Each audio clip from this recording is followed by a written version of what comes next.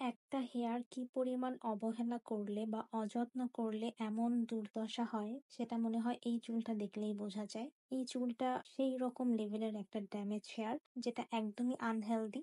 এই হেয়ারটাই আজকে আমরা ক্যারাটিন স্মুথ করব। আর এই আপুটা 5 বছর আগে নিজে নিজে বাসায় ক্যারাটিন স্মুথটা করেছিল। তো করার পরে তারপর আর সে কোনো যত্ন নেয়নি, কোনো কিছুই ব্যবহার করেনি, কোনো ট্রিটমেন্ট করেনি, যার কারণে তার চুলটা 5 বছর পর এখন এসে চুলটা প্রচন্ড লেভেলের ড্যামেজ হয়ে গেছে।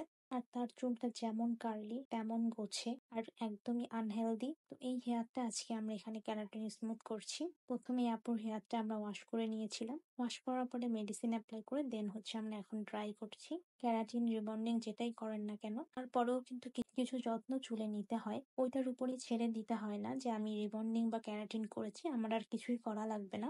এমনটা কখনোই মনে করবেন না, কখনোই ভাববেন না এবং কখনোই করবেন না। আপনারা নিজেদের যত্নটা নিজেরাই নিবেন।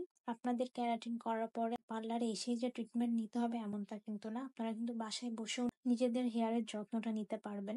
তো বাসায় একটু কেয়ার করলেই কিন্তু চুলটা ভালো থাকে, চুলটা ড্যামেজ হয় না।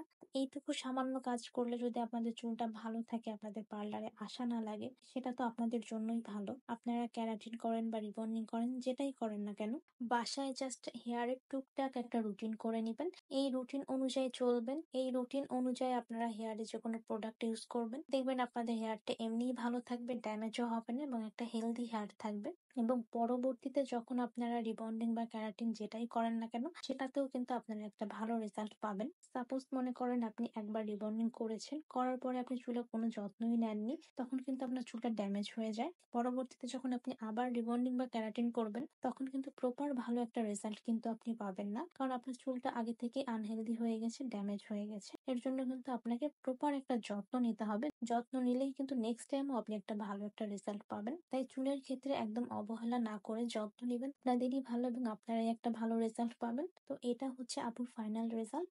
ভিডিওটি কেমন লেগেছে সবাই জানাবেন। সবাই ভালো থাকবেন, সুস্থ থাকবেন। আল্লাহ হাফেজ।